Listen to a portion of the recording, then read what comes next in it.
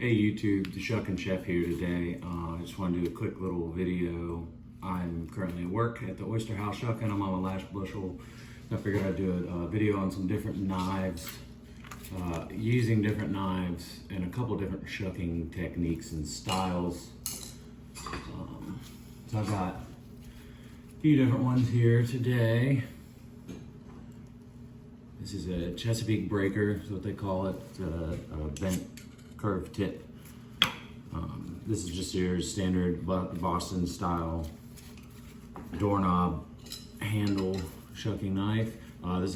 Tip's been broken a few times. That's why this one's so short. This one I'm a little scared to even use because it's getting ready. The tip's gonna break on that here. I have a Murphy clam knife. If you ever buy a clam knife, Murphy is the brand. The wooden handle is the way to go. I've had this for years. It's awesome. This typically I use for farm-raised oysters because of the way that farm-raised oysters grow. I have wild-caught James River oysters here. I have my Victorinox Boston Sugar. This one is also typically a longer knife. The tip is broken a few times, so I'm just gonna, I use my knives until I can't, because they're about $30 a piece. So I shuck from the hinge. Every oyster has a basic same shape. You have a cup side, which is this bottom side. On every oyster is going to be the same. And you have a top shell, or with a flatter shell side. So this is the top and this is the bottom. This is the hinge, the back, where the oyster, I don't know how well that's focusing, where the two parts of the shell meet the hinge. On this front part is the lip, or the bill, where the two shells meet. So, if you're doing this at home, please do it down on a table with a towel wrapped around the oyster, and you'll put in the hinge. It doesn't require much pressure. You'll twist and pop the oyster open, and then you can take the knife, go in between the shell and the oyster, scrape the knife at an angle, about a 45 degree, to remove the top shell. You're cutting the adductor muscle. So this is the oyster's heart. And it's what they use to open and close the shell while they're in the water. You come in from this side, scrape against that shell, and you have a shucked oyster. Like I said, I'm at work, so we're sucking per gallon. Goes into a bucket, a little bit of water, and then all the oysters will be washed according to Virginia Health Code and handled and processed. So what I shuck from the hand, which is very dangerous. A lot of the Florida boys shuck this way as well. We're the fastest oyster shucker in the country. Honor Allen, shout out to him, also shucks the same way. He uses a similar knife. So I'm going to go up, cut that top shell free. You don't want to cut the oyster when you go in. You just want to make sure you're prying that shell open and then getting in between that flesh and that top shell and just cutting the adductor muscle. And then again, you're coming from the side. The knife is more at a 90 degree for this, and it's a scrape. You're not trying to cut, you're scraping it, and that will give you, flip it over so you can see the other side. That will give you that perfect cut on that adductor muscle. All right, so that is the more modern Boston shucker. Here is this, and the same technique with this doorknob handle is going to be the exact same. You're going to go in the hinge very lightly, twisting until the oyster pops, scraping that top shell off, and then cutting the bottom free. One more time with the long one. I haven't used this knife in forever.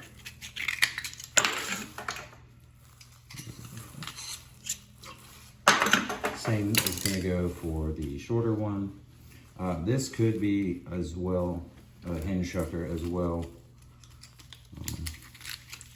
Now I'm going to show you all something that I don't think anybody has really ever seen on a visual level is you can hold the doorknob shucker like you'd open a doorknob between your two fingers.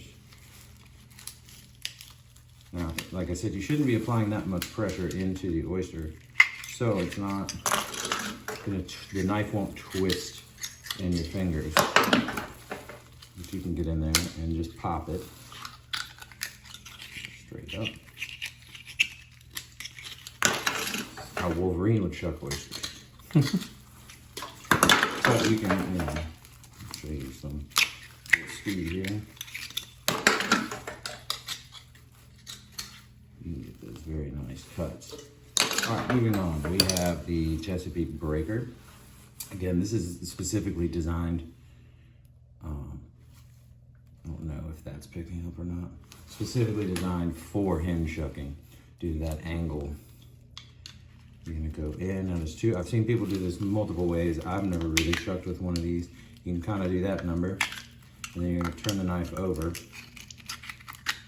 and using that cup, there's a sharpened portion right here. That cup, you're scraping against the top of that shell to cut the adductor muscle at more of an angle, and this same thing you'll cut under, and the oyster is completely free from the shell. Or you can turn it so that the blade is kind of hooking down, and same thing, then you can just leverage the knife in there to open that oyster. Now you still can scrape this from the other side, but if you want to utilize that hook and come in from the outside instead of the inside is going to always give you a cleaner cut. So there's the old Chesapeake Breaker, and then finally we have our Murphy clam knife.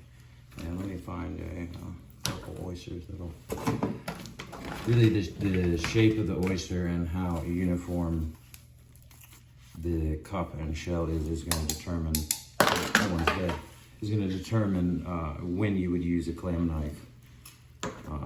Shucking gets, people always ask me, oh, well, how do you shuck? And well, it really depends on the type of oyster. These James Rivers are all very uniform. Some of them get long and wonky, but for the most part, they look very much like Rappahannock River oysters because they seeded the James with Rappahannocks years ago. But anyways, clam knife. Again, every oyster is the same. The heart, the adductor muscle is going to be right here attached on either side of the shell. So the weakest part of the shell, because the heart's here, so that's going to be very strong. That's going to be the shell's going to be very tight right there. Between about here and this front part is going to be the weakest part of the front of the shell. So you want to aim for kind of at an angle here, where you're going to take the tip of the knife, place it as best as we can where it looks like the shells meet together. I'm going to use my pinky, my ring finger, to kind of add a little bit of pressure and help stabilize the knife. Now I've got the knife in, and that knife is in the shell. We want to hold the knife down. We can even flip this over and kind of turn. We don't want to cut the bottom of the oyster. So we're going to do the same thing, but just opposite. We're going to cut the cup side first. Ooh, this one already popped off the half shell side.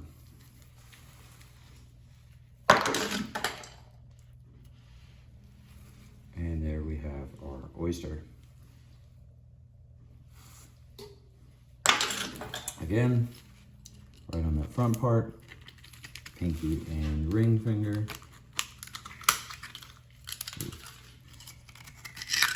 These shells can be brittle sometimes. I know this sounds atrocious, but it's not bad. And we will cut that other shell. And we got a little chopped up, but the integrity of the meat is all still there. If we flip it over, we should see the flesh of the oyster hasn't been punctured or cut. Here's a big oyster. We'll try show you. Ooh, see, you always have to be careful. That's why freehand shucking can be very dangerous.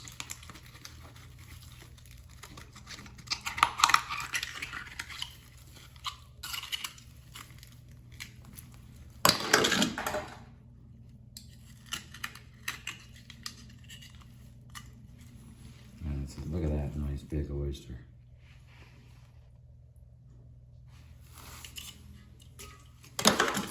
All right. The one I shuck with every day, like I said, is this one. Let me show you all. Professional view of the daily workings of a professional oyster shucker.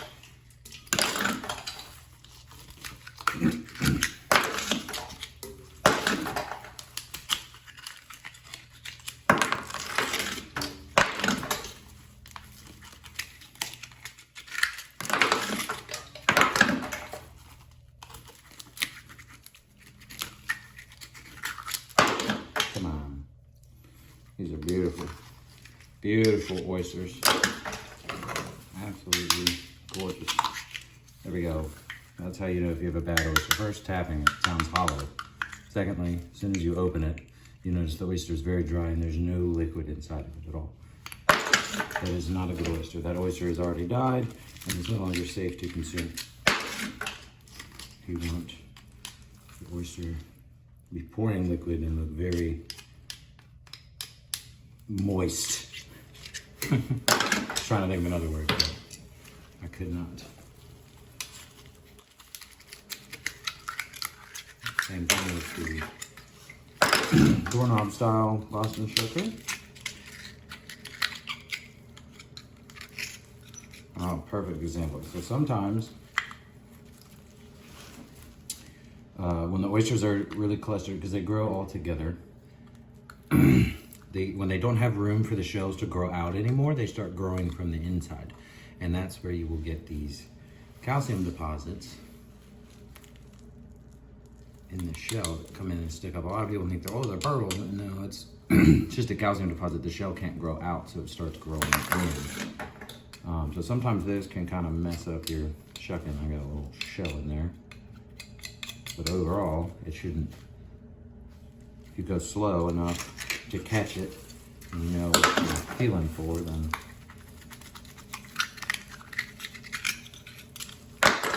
it won't affect the integrity of